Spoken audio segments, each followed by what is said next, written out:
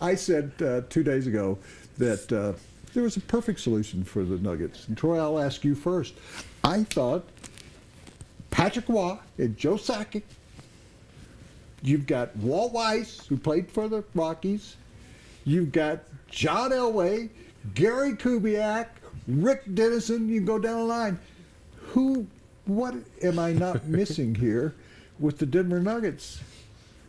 I think the solution to win the first championship in basketball in Colorado was a guy who grew up here, who won championships in high school, took CU back to prominence, took them back to the NCAA tournament, went to the NBA, won a championship, was the MVP of the finals, came to Denver when that team was in disarray, and led them to the Western Conference Finals. He is now recently retired, and I think he would be the perfect man to run the Denver Nuggets. What do you think independently? I'd love the suggestion of Chauncey Billups, as Chauncey's here with us. It's a pleasure being here with you, Chauncey.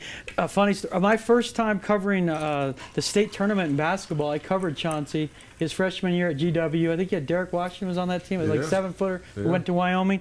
But you were a freshman, and that was the best player I'd ever seen in my life when you played that year. And I was like, how old is it? Because you looked young, but you didn't play young. You had handle like you'd see on an N1 tour tape. And then the next best player I'd ever seen after that was Mike Bibby, and then he went on the next year to win the title at U of A. But Chauncey's a winner. He knows the city. He knows all of this. Like you said, and you were in a situation in CU to bring up high school. That's a high school picture. Yeah, right you look similar, man. My swag is up right there, huh? Damn straight. Yeah, you. Oh, white tee. Those Air Force Ones? See, they just thought the white tee was in right now. That was in back in the 90s, baby. You were like 10 years ahead of the curve, man. Yeah, man. Did you have your own sneakers in? Was Adidas paying you for those sneakers? We can't talk about that, Woody. Come on, Woody. You're still going to get me in trouble. I think you're going right past my daughter's locker. I know. My daughter graduated from GW? High school. I'd seen him, and partially because of that, I'd seen him when you're talking about when he's a freshman, but I'd seen him in the 8th grade. He's the man. I thought, he could have played for a college team when he was in the 8th grade. When I recommended Walt Weiss as the manager of the Rockies, it was because he was the smartest player I'd ever covered. The player I'd not want to see now would be Jason Giambi, because he's the most interesting man I've ever covered. He's the guy from the commercials, the most interesting man in the world. Huh? Yeah, he's the Dos Equis guy. But in Chauncey's case, he's a winner. He knows the area. The fans know you. They know you. And if there's anyone capable of pulling him out of this, which is nothing short of an abyss the last 6-7 weeks, it would be you. But you'd have to want to do it. And I do understand, having covered professional athletics for 20 years, and the reason I'm not covering baseball anymore is the travel. And you like to spend time with your family. Once you get back into the grind, you can't be half pregnant. Either you're in the grind or you're out of the grind. Yeah, and that's tough. So I would ask you, how difficult has the last 6-7 weeks been to watch what's happened to the Nuggets? So before we get to that, because I want him to answer my question, but I want to add 2 more things, because you and I are sitting here trying to put up a persuasive argument. So 2 things. When he came back to Denver and led them to the Western Conference was a wonderful run. Finals, he wore number 7 to honor John Elway and Elway's history. So he has a connection so strong to this community. He buys tickets for underprivileged youth to go up to CU games. He goes to the games himself. The other night, Troy, you probably don't know this, he goes up to watch the Nuggets play, and all the players gather around him and want to shake his hand. They had problems with Brian Shaw. They would have so much respect for this guy. So I asked my question again.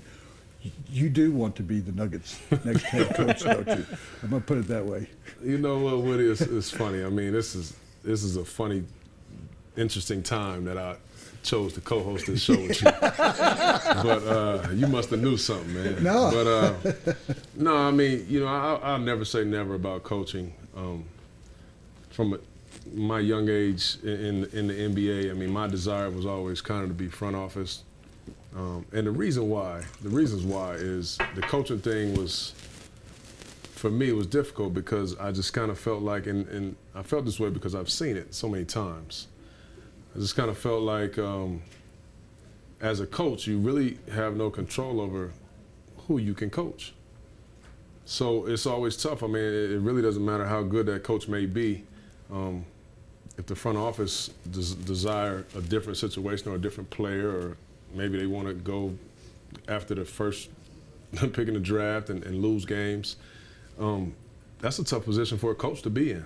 I mean, I just think that that's just tough. Well, Stan Van Gundy, though, went back into the NBA with Detroit, and his deal was, I get to pick the personnel I have. Sure. Larry Bird had a situation, talking about Hall of Famers, Larry Bird went into Indiana and coached briefly, and see what I would recommend. Yeah, and I would like you to be coach, general manager. You could do, and player. He could come back and play. But that if you did it, and you remember when you were in high school, I wrote you a personal letter in the Denver Post, and I said, yes, you did. Go to CU. You can revive that program. You can have the kind of importance that will be a legacy forever. Now, he didn't make his decision because I wrote that letter, but it figured into your thinking process that you really could, and you did do it up there. So I'm asking again. I'm asking publicly, and I didn't know anything. You were coming here, and you went, man, I don't want to go there now after all that stuff happened. But if you had the choice over there, and because, yeah, you should be the president, general manager of a basketball team. We hope it's in Denver because of your, once again, like John Elway. You can have that kind of influence on your life, but to maybe go in and coach for a couple of years, get an assistant coach like a Mike D'Antoni who knows how to run, who has been in situations, because you got to run at this altitude. I'm going to ask, I'm making statements. We're going to get to your questions and answers throughout the program, but I just think it would be a perfect fit, and then do it for a year, get this place back on a groove, and then take over as, sorry, Tim, take over as general manager of the team. And do you see yourself, I'll put it realistically, do you see yourself being in a John Elway, Joe Sakic sort of situation at some point in your life, whether it's here or somewhere else? I do. I mean, and I tell you what, I really like what I'm doing right now. I'm learning more about it. I'm getting a little more comfortable with this, this TV thing, being on the other side of the mic. And I like it, and it's fine, and I could do it and get better and continue to do it. But it is a little bit displaced from the court. I'm in the studio. So, yeah, I do see myself in that role at some point, trying to run a franchise, trying to pick the right coach for what I have put together in a team. So I do see myself in that capacity at some point, and just kind of, we'll see what happens. But not as a coach.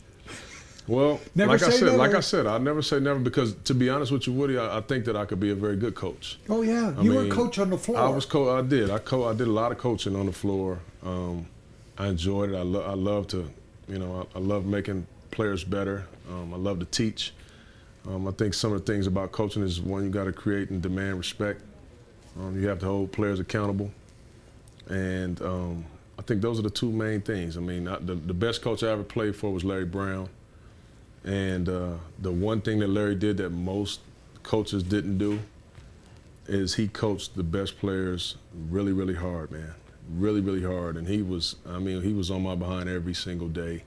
And subsequently, I got a lot better because of that, But what it did is it set the tone for everybody else. The guys coming off the bench, the guys that didn't play, that wore a suit that night for the game in practice. I mean, he is riding everybody really hard. And I didn't like him every day, but I respect him. He had some difficulties early on, because he was trying to switch you from the type of play you were doing into the type of play he wanted you to do, and that worked. I mean, you guys won a championship together. I'm telling you, man, I love Larry Brown. I'll do anything in the world for him. I really will. And I had some sleepless nights because of him.